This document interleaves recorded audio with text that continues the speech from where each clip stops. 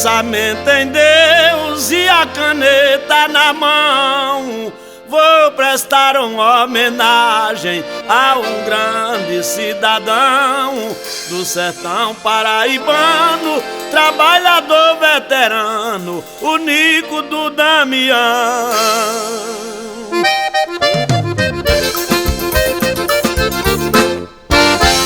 Homem de reputação, de moral, brilho e respeito, foi trabalhador roceiro, mas sempre foi satisfeito. Sofreu muito na pobreza, hoje tem certa riqueza, é fazendeiro e prefeito.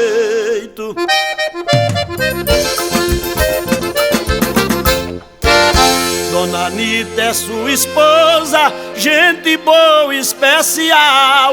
Esta é a secretária de assistência social. Tem uma filha estimada que mora distanciada em São Paulo, capital.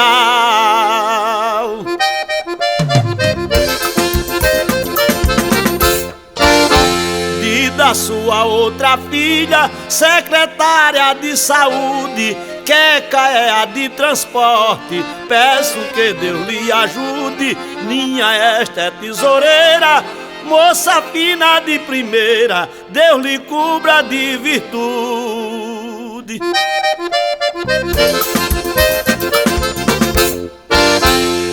Hoje deve tudo ao povo do Damião, lhe elegeram prefeito, ganhou a reeleição. E esse paraibano adora seus conterrâneos de todo o seu coração.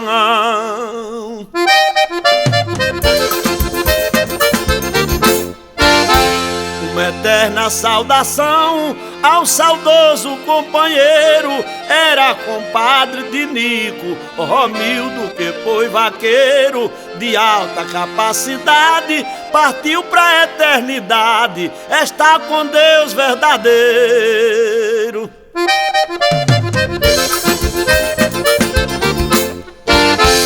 Quero falar em Dudu, pessoa maravilhosa, a nossa amiga Luísa, uma mulher caprichosa. Estes queridos irmãos do Nico do Damião e a querida generosa.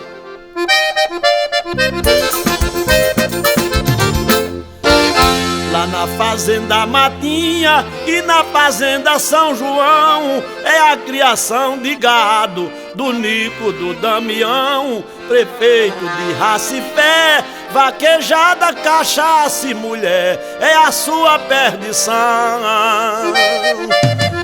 E eu quero dedicar essa toada a Jacinto Florentino na Fazenda Nova, lá em São Paulinho, Ceará, e a seu filho Rutier. Um abraço de galego, aboiador.